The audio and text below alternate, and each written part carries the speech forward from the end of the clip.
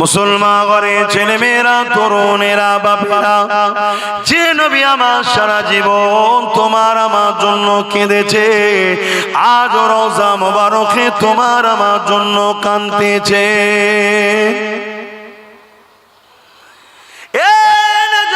তরুণেরা, আল্লাহ নবী নূর নবী দয়া নবী দুনিয়া জমিনে এসেছিলেন তোমাকে আমাকে সমস্ত খারাপ থেকে বাঁচিয়ে আল্লাহর জান্নাতের রাস্তা দেখাবার জন্যে, আল্লাহর জান্নাতের মানুষ বানাবার জন্যে। সেই নবী পাক সাল্লাল্লাহু আলাইহি ওয়াসাল্লাম কতটা তোমাকে আমাকে পেয়ার করেছে। আমার নবী পাক সারা জীবন তোমার আমার জন্য কেঁদেছে, যখনই কেঁদেছে তোমার আমার জন্য কেঁদেছে।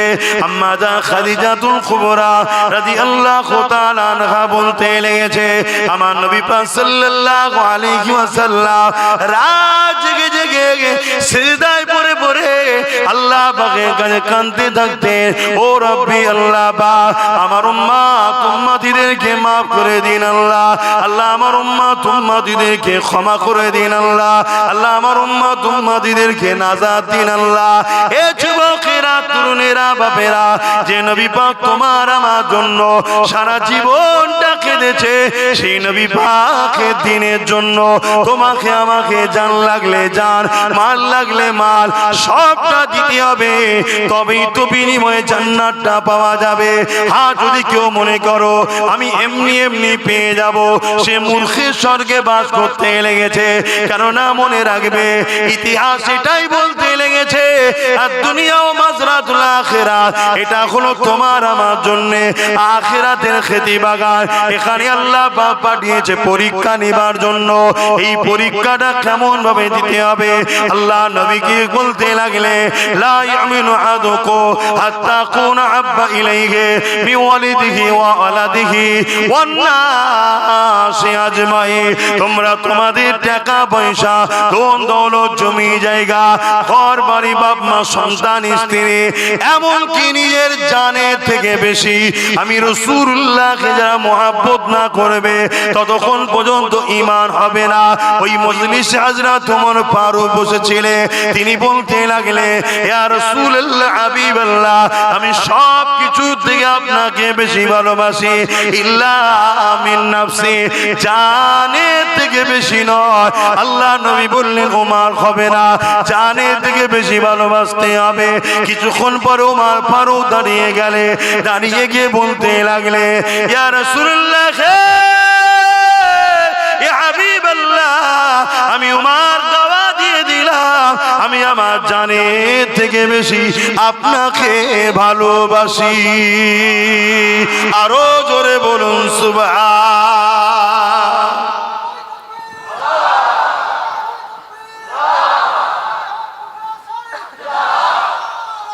আল্লাহ, অতএব জানের থেকে ভালোবাসা এটা হলো ঈমান। আজকে আমরা সেই কাজ করতে পারছি কি? নিজের বিবেককে প্রশ্ন করুন। কেননা আমরা হাজারো জায়গায় অর্থ খরচ করি, প্রয়োজন আছে করতে হবে, প্রয়োজনীয় জায়গায় করাটাও খারাপ নয়, ভালো। তবে ইসলামে প্রতিষ্ঠানগুলোকেও বাঁচাবার জন্য আমাদেরকে খেয়াল করতে হবে। কেন আমাদের প্রতিষ্ঠানে কোনো সরকারি ভাবে কেউ অনুদান দেয় না, কথা বুঝে আসছে তো নাকি? হ্যাঁ, আমরা নিজেরা করি। যেমন আজকে আমার দেশের কেন্দ্র সরকার, সে তার ধর্মের বিশাল কিছু তৈরি করছে। আমার রাজ্য সরকার দিঘাতে বিরাট কিছু তৈরি করছে, কোটি কোটি টাকা খরচ করে, জানেন তো নাকি? হ্যাঁ, আমাদেরই ট্যাক্সের টাকা, যা খুশি ইউজ করছে। আমাদের তো সেরকম লাইন নেই, আর থাকলেও করা যাবে। জোরে বলে, আমাদের ধর্ম সব টাকা চলবে না। আমাদের ধর্মের নিয়ম হচ্ছে তুমি তোমার ভালোবাসায় ধর্ম করো। অতএব অন্যের টাকায় ধর্মের ফুটানি দেখানোর নাম ইসলাম নয়। এই শুনছেন তো নাকি? তাতে ছিটে বেড়া থাকে তাই থাকবে। এবারে চেষ্টা করছি, আমি চেষ্টা করছি, আমার এত ভালোবাসার মানুষ আছে, গতবারে বলেছিলাম অনেকে দিয়েছিল, আজকে এত দূর উঠলো, আবার চেষ্টা করছি, যদি দেয় আর একটু উঠবে, কি ঠিক না বে ঠিক গো? এই চেষ্টার একটা ফল স্বরূপ আরো একজন হাত তুলে বলুন যে আমিও 5,000 টাকা দেবো, যে আমার ধর্ম আমার টাকাই করব, কারো ভিক্ষাতে আমরা লোভ না। আর একজন এসছে আরাবুল, 5,000 টাকা। দেখুন দেখুন আমরা খরচ করে করি, কিন্তু দুঃখের বিষয় আমরা সব জায়গা ছেড়ে দেওয়ার জন্য আমরা মেহনত করে তৈরি করব মাদ্রাসা, আর অন্যজনকে জায়গা ছেড়ে দেওয়ার জন্য সমাজ বিরোধীরা আগিয়ে এসে বসে ক্ষমতার জোরে আইন তৈরি করে আমার মাদ্রাসা সিল করবে, আমাদেরই মাদ্রাসায় তালা মারবে, আমাদেরই মাদ্রাসা মসজিদকে মিটাবার জন্য আইন তৈরি করবে। এর জন্য সম্পূর্ণ দোষী আমাদের মুসলিম উলামাদের মধ্যে যারা বলে আমরা রাজনীতি করি না, এই গাদ্দারগুলো সবচেয়ে বড় দোষী। কথা বুঝে আসছে না? না, যেমন পানি ছাড়া মাছ বাঁচে না, পানি ছাড়া মাছ বাঁচে না, রাজনীতি ছাড়া মানুষ বাঁচতে পারে না। কেউ কাউকে সাপোর্ট করছে, ওটাও একটা রাজনীতি। কথা বুঝে আসছে না? না, কিন্তু আমাদের খেয়াল করা দরকার, এমন লোকের পক্ষে আমরা থাকবো যে আমার ধর্মের উপকার থেকে করতে হবে না, কারণ আমার দেশ সর্বধর্মের দেশ, দেশের সংবিধান কারো ধর্মকে প্রমোট করার বা ধর্মের বিরোধী করার ইজাজত সংবিধান ক্ষমতা রাষ্ট্রকে দেয়নি। অতএব কমসে কম যেন বিরোধী না করে, এটাও আমাদের খেয়াল রাখা দরকার আছে না? না, কিন্তু আমরা তা রাখি না। আমরা কি করি? আমরা দূরে এত সরে গেছি, বা আমার সমাজকে এত দূরে সরিয়ে দিয়েছি, মুনাফিক মুসলমান আর ইসলামের দুশমন এক হয়ে গেছে। এক হয়ে গিয়ে তারা এই সব করে বেড়াচ্ছে, যা খুশি তাই করছে, করতে করতে করতে এবারে টার্গেট করেছে ইসলামকে মিশে দেবো। আমার ভারতও চলছে না, চলে না? জোরে বলেন, আমি মিথ্যা বলছি না সত্য বলছি? আওয়াজ দিয়ে বলবেন, জবানে হক কথা না বললে কিয়ামতের দিন আল্লাহ বুবা শয়তান করে তুলবে। আওয়াজ দিয়ে বলুন, আমার দেশও ইসলামের বিরুদ্ধে ষড়যন্ত্র চলছে, হ্যাঁ কি না? আওয়াজ আরো জোরে, হ্যাঁ কি না? আর আমার রাজ্য তো এই ষড়যন্ত্র চলছে, হ্যাঁ কি না? এই তো কদিন আগে দুর্গাপুরে আমার রাজ্য সরকারের রাজ্যে বোলডুজার দিয়ে মাদ্রাসা ভেঙে দেওয়া হয়েছে, জানেন না? জানেন না? তাহলে এটা আমাদের দোষ আছে না? না, সম্পূর্ণ দোষ আমাদের। আমরাই ভুল করছি, আমরা ভুল করেছি। আমি হুজুর, আমি নাই নেতা হব না, বসবো না, কিন্তু আমার তো মাথায় রাখা দরকার যে আমাদেরও পার্টিসিপেট দরকার, ভাগিদারি দরকার, আমাদেরও লোক থাকা দরকার। কি দরকার আছে না? না, এটা হুজুর হিসেবে আমার ভাবা দরকার নয়? হ্যাঁ, আল্লাহ আসতে আমরা জায়গা ছেড়ে দিয়েছি। 2 নম্বর মুনাফিক মুসলমান কিছু দেখা চাই, দেখো মুসলমান তো এই তো এই তো রয়েছে, এই তো রয়েছে, এই তো রয়েছে, অথচ প্রকাশ্য দুশমনের থেকেও খারাপ। প্রকাশ্য দুশমন এই মুনাফিক মুসলমান গুলো তাদের থেকেও খারাপ। সেই রকম সব 2 নম্বর গুলোকে রেখে দিয়েছে। যখন আমার মসজিদের বিরুদ্ধে কথা হয়, মাদ্রাসার বিরুদ্ধে কথা হয়, তখন সেসব মুনাফিক মুসলিম নেতাদের মুখে কথা পাওয়া যায় না। শুনছেন তো নাকি? হ্যাঁ, আর যখন তার দলের বেঈমান নেতা নেত্রীর বিরুদ্ধে কেউ বলে, তখন এই মুসলমান গুলো ঘর ভাঙে, কেস দেয়, কি করে না? করে না? অতএব এরা গাদ্দার মুসলিম সমাজের। অতএব এই গাদ্দার গুলোকে চিনা দরকার। আল্লাহ রসুল বলেছেন, প্রকাশ্য ইসলামের দুশমনের থেকেও এই মুনাফিক গাদ্দার গুলো আরো ভয়ঙ্কর। তো যাক, আল্লাহ নবীর ঘর তৈরি করছেন, আল্লাহ আপনাদের চেষ্টা মেহনতকে কবুল করে। বোন আল্লাহুম্মা আমিন। 5000 কতজন হয়েছে গো? আর 2 জন বাকি আছে, এই দুটো দেবেন না? আর এই বছরে কি হচ্ছে জানি না, যেখানেই যাচ্ছি দেখছি মাইকলা কোনো সব একই করছে, আমাদের হাবিবই করছে, আওয়াজকে চেপে রেখেছে, প্রেসার দিতে হচ্ছে সব জায়গায়, হাবিবও ওটা করছে। এবছরে হচ্ছে এটা, আমি জানি না পিছন থেকে কেউ টিউনিং করছে কিনা।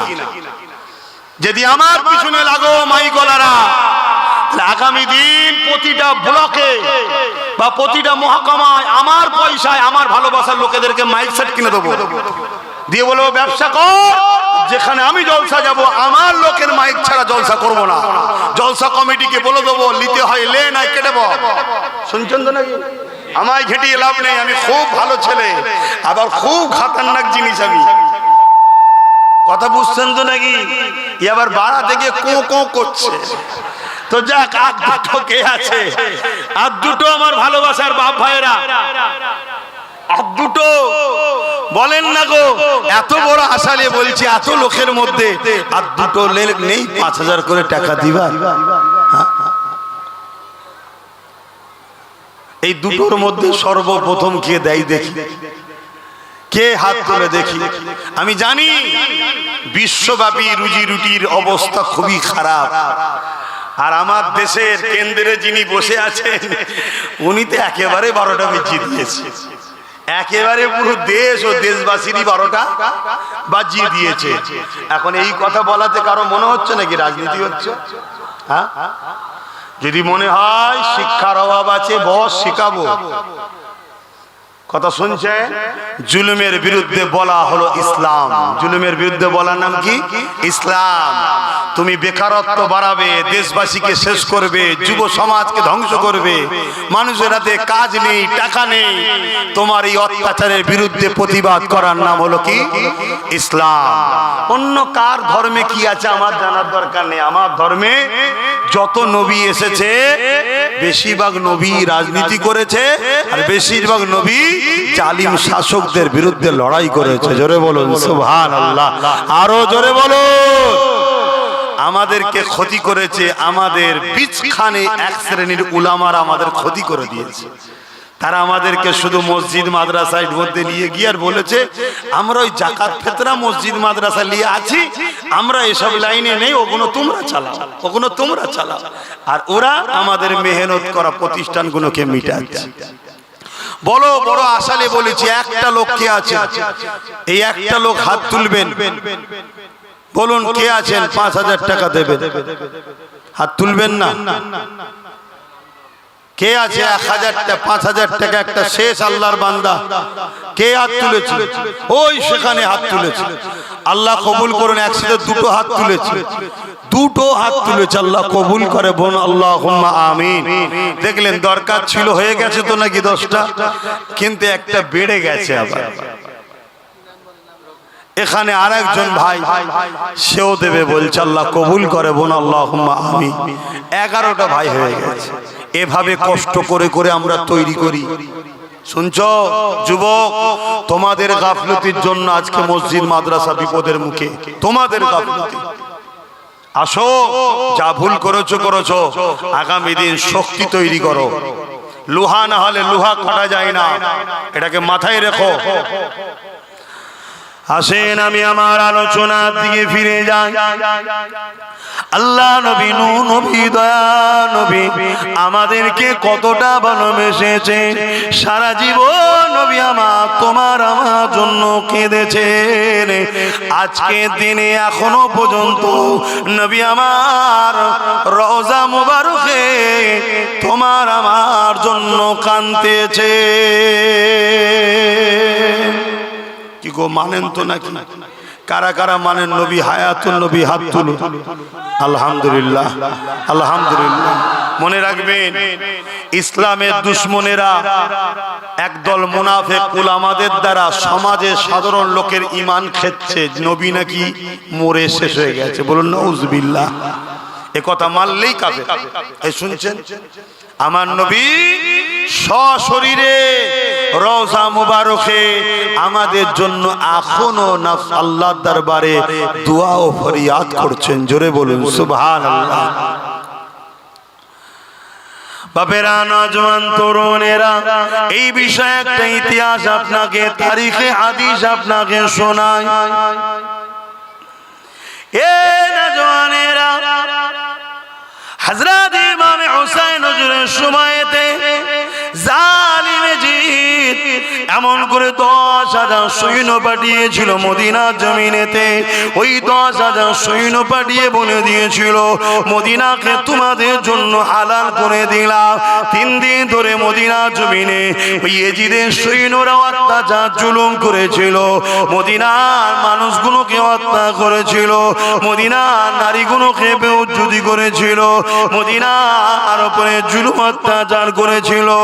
এমনকি আল্লাহ নবীর মদিনা নববী শরীফের মধ্যে খচ্চর গাদা ঘোড়াকে বেঁধে দিয়ে নামাজ আযান ইকামতকে বন্ধ করে দিয়েছিল। এ যুবকেরা, আমার নবী পাকের এক সাহাবী ছিলেন, তিনি বেরোতে পারলেন না। আল্লাহ নবী রওজা শরীফের ভেতরে যেটা সোনালী জালি দিয়ে ঘেরা রয়েছে, আম্মা জান আয়েশা হুজুরের ঘর, ওই ঘরের মধ্যে প্রবেশ করে গিয়ে ওখানে গিয়ে আশ্রয় নিয়েছিল রওজার ভেতরে একদা।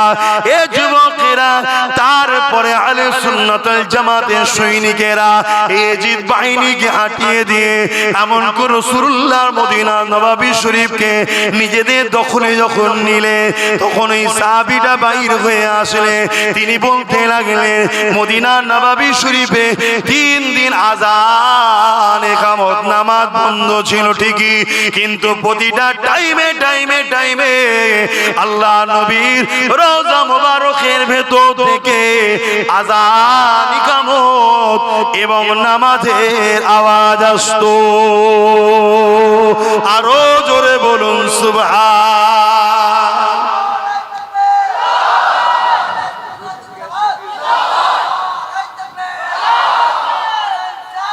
ইয়া রাসূলুল্লাহ, এই যারা নাম বলেছিল তাদের মধ্যে একজন ভাই আব্দুর রশিদ সাহেব, তিনি নগদি দিয়ে দিয়েছে, আল্লাহ কবুল করে বলুন আল্লাহুম্মা আমিন। তাহলে বলুন আমার নবী হায়াতুন নবী, সবাই বলুন আমার নবী। সবাই মুখ দিয়ে বলবেন, কেউ মুখ বন্ধ করে থাকবেন না, কপাল ফাটা হবেন। তাহলে আমার নবী হায়াতুন নবী, বলুন সুবহানাল্লাহ। আজকে সেই নবীর দিনকে মিটাবার, নবীর সঙ্গে আমাদের দূরত্ব তৈরি করার 2 শক্তি চেষ্টা করছে। এক হলো রাজনীতির নামে ইসলাম বিদ্বেষী শক্তি, রাজনীতির নামে বলুন ইসলাম বিদ্বেষী শক্তি, তারা আমার নবীর দিনকে মিটাতে চাইছে। আর এক হলো তাদেরই অর্থে তৈরি করা মুনাফিক মুসলমান, তারা আমার নবীর দিনকে মিটাবার বা আমাদের ঘরে নবী থেকে সরবার প্ল্যান তৈরি করছে। এই 2 জালিমের বিরুদ্ধে রুখে নিজেদের ঈমান ইজ্জতকে বাঁচাতে হবে। পাশাপাশি রাজনীতির নামে যে জালিম ইসলাম বিদ্বেষী শক্তি মাথাচাড়া দিচ্ছে, লোহা না হলে লোহা কাটা যায় না, সেই শক্তিকে রুখার জন্য আমাদেরকেও অংশগ্রহণ করা দরকার আছে না নাই? জোরে বলুন আছে না না? আমি আব্বাস সিদ্দিকী ধর্মগুরু, ধর্ম প্রচারক, আমি নাই মাঠে ময়দানে লাভলাম না, ক্যান্ডিডেট নাই হলাম না, কিন্তু আমার নবীর দুশমনকে আমি কখনো সহযোগিতা করতে জোরে বলুন পারি না। আমার উচিত হবে এমন ভালো ব্যক্তিকে সাথ দেওয়া যে কিনা আমার নবীর দিনের যদি উপকার নাও করে, ক্ষতি যেন না করে। সে মুসলমানও হতে পারে, অমুসলিমও হতে পারে। অনেক অমুসলিম আছে যারা আমার নবীর দিনের ক্ষতি করে না, দিন মানে না, সেটা তার রুচি, তার পছন্দ, তার আস্থা তার কাছে, ওটা নিয়ে আমার তার বিরুদ্ধে কোনো কথা জোরে বলুন না। তার কি পছন্দ ধর্ম সে দেখবে, কিন্তু সে তার ধর্ম করে, আমার ধর্মের পিছনে লাগে না। এরকম কোটি কোটি হিন্দু আছে না নাই? এরকম কোটি কোটি অন্য ধর্মের লোক আছে না নাই? তাদের বিরুদ্ধে কোন রকম আমাদের কোনো বক্তব্য, কোনো লড়াই কিছুই নাই। তারা মানুষ, আমরাও মানুষ, ভাই ভাই মিলেমিশে থাকবো, ঠিক না বেটি? কিন্তু তুমি ক্ষমতার আসনে বসে আমার মাদ্রাসা মিটাতে চাইবে, আমার মসজিদ মিটাতে চাইবে, তুমি মুসলিম দাবিদার হো আর অমুসলিম সেজে হোক, তোমাদের বিরুদ্ধে আমাদের লড়াই চলবে। কেন? এক মানবতার বিরুদ্ধে, সংবিধানের বিরুদ্ধে তুমি কাজ করছো। আমার সংবিধান কাউকে রাইট দেয় না যে কারো ধর্মের উপরে তুমি হস্তক্ষেপ করতে পারো। শুনছেন তো নাকি? এই জায়গায় আমাদের সংগঠিত ঐক্য ভাবা দরকার আছে না নাই? পেটের জন্য ভাবছো, চাকরির জন্য ভাবছো, রুজি রুটির জন্য ভাবছো, তুমি একবারও ভাববে না তুমি যার পিছনে দাঁড়াচ্ছ তার দ্বারা তোমার দিনের উপকার যদি নাও হয়, কমসে কম তোমার দিনের দুশ্মন তো নয়। এটা খেয়াল করা দরকার আছে না? না, এগুলো মাথায় লাও। আমি ধর্মগুরু হিসাবে ধর্মের কথাই বলছি, কি শিক্ষা দেবো না দেবো না একটু হ্যাঁ কি না বলবেন, এগুলো তো বুঝতে হবে। আজকে তো পানি হয় না, আপনারা তো ঠান্ডা হয়ে গেছেন কেন বলেন? আজকে তো পানি হয় না, তো ঠান্ডা হয়ে আছেন কেন? আমাদের শওকত আলী সাহেব উত্তর মাটি কুমড়া ৭,০০০ টাকা দিচ্ছে, আল্লাহ কবুল করে বোন, আল্লাহুম্মা আমিন। ভাইয়ের আমার, আরো যদি কেউ কিছু নিয়ত করে থাকেন, আমি একটু জলসা করছি, এসে একটু নামটা লিখাবেন, বলে দেবো। আমি টচ করি নাকি, অসুবিধা হচ্ছে নাকি? হ্যাঁ, ও সময় তো হু করে চলে যাচ্ছে। বাপেরা নজওয়ানেরা, কেমন বড় কঠিন হবে যে দিনে দে বাপ ছেলের হবে না, ছেলে বাপের হবে না, মা মেয়ের হবে না, মেয়ে মায়ের হবে না, স্বামী স্ত্রী হবে না, স্ত্রী স্বামীর হবে না। এই কিয়ামতের দিনটা হবে বিচারের দিন। দুনিয়ায় তুমি অন্যায় করলে কেউ তোমার বিচার করতে পারেনি, কেন তুমি বড় পাওয়ারফুল ব্যক্তি, তুমি কামিয়াব দুনিয়ায় শক্তিশালী ব্যক্তি, তুমি অর্থওয়ালা ব্যক্তি, তুমি নেতাওয়ালা ব্যক্তি, তোমার ক্ষমতা জোরে তোমার বিচার কেউ করতে পারলো না। তুমি জমিনের উপরে অন্যায় করেছো, অত্যাচার করেছো, খুন করেছো, এই জমিনের উপরে মিথ্যা মিথ্যা জুলুম করেছো। এ যুবকেরা, তরুণেরা, আমার আল্লাহ বা হিসাবের জন্য একটা দিন রেখেছে। ওই দিনটার নাম হলো ময়দানে মাশর। ওই ময়দানে মাশরেতে মাথার এক বেগ দেখতে লেখা তো পরে আল্লাহ পাক সূর্যকে নামিয়ে দেবে, সূর্যের 12 ঘন্টা বানিয়ে দেবে। মানুষের নাকের কর্মন করে মানুষের খেনুগুলো নাক দিয়ে গলে গলে চলে চলে পড়তে লাগবে। এই কিয়ামতের দিনে আল্লাহ নবী জানিয়ে দিলেন, এমনও বাপ পাওয়া যাবে নিজের ছেলেকে জমিনে শুইয়ে দিয়ে তার বুকের উপরে পা দিয়ে দাঁড়িয়ে যাবে। এই কিয়ামতের ময়দানে এমনও ছেলে পাওয়া যাবে নিজের জন্মদাতা বাপকে জমিনে শুইয়ে দিয়ে তার বুকের উপরে পা দিয়ে দাঁড়িয়ে যাবে। এই কিয়ামতের দিনে এমনও মা পাওয়া যাবে নিজের মেয়েকে জমিনে শুইয়ে দিয়ে তার বুকের উপরে পা দিয়ে দাঁড়িয়ে যাবে। এই কিয়ামতের দিনে এমন মেয়ে পাওয়া যাবে জনম দুঃখিনী মাকে জমিনে শুইয়ে দিয়ে তার বুকের উপরে পা দিয়ে দাঁড়িয়ে যাবে। এ যুবকেরা, তরুণেরা, এক কথাই যার উপরে যার জোর চলবে তাকে জমিনে শুইয়ে দিয়ে তার বুকের উপরে পা দিয়ে দাঁড়িয়ে যাবে। এই জায়গায় কেউ তোমার আমার হবে না, না কোনো নেতা তোমার পাশে দাঁড়াবে, না কোনো নেত্রী তোমার পাশে দাঁড়াবে। সবাই যে যার চিন্তায় চিন্তায় থাকবে। বাপেরা, নজওয়ানেরা, তরুণেরা, এই কঠিন দিনে শুধুমাত্র একজন তোমার আমার পাশে দাঁড়াবে, তিনি অন্য কেউ নয়। যার কথা তোমাকে বোঝাচ্ছে তিনি হলেন আমার আপনার নবী, দুনিয়ার সুলতান নবীদের নবী হযরতে মুহাম্মাদুর রাসূলুল্লাহ। আরো জোরে বলুন সুবহান। সেই নবীকে ভালোবাসো। বাপের জন্য খরচ করছে এটাও নেকি, মায়ের জন্য খরচ করছো ওটাও নেকি। আল্লাহ রসুল বলেছে সব থেকে বেশি নেকি হয় মা বাপ স্ত্রী সন্তানের পিছনে খরচ করলে। বললেন না সুবহানাল্লাহ? এই শুনছো না? সব থেকে বেশি নেকি এই কোথায়? কেউ যদি বাপ মার পিছনে খরচ করে, স্ত্রীর পিছনে খরচ করে, সন্তানের পিছনে খরচ করে, এই খরচটাতে সব থেকে বেশি নেকি হয়। জোরে বলুন সুবহানাল্লাহ। এই শিক্ষাটা আমাদেরকে কে দিল? বলুন বলুন। নবী পাক সাল্লাল্লাহু আলাইহি সাল্লাম। কিন্তু কিয়ামতের দিনে কেউ কি আমাদের পাশে থাকবে? তাহলে বাপ মার জন্য করছি, সন্তানের জন্য করছি, ছেলের জন্য করছি, সবার জন্য করছি, আমার নবীর প্রতিষ্ঠানের জন্য করব না? কি গো, হাত তুলে বলেন না, করবেন না করবেন না? হাত তুলে বলেন, লম্বা করে হাত তোলেন। খরচ করা দরকার আছে না নাই? আমি জানি সবার আওকাত সমান নয়, সবার আওকাত সমান নয়, আমিও জানি। তাই আমি সংক্ষেপ বেশি কিছু বলবো না, আমি অল্প করেই বলবো।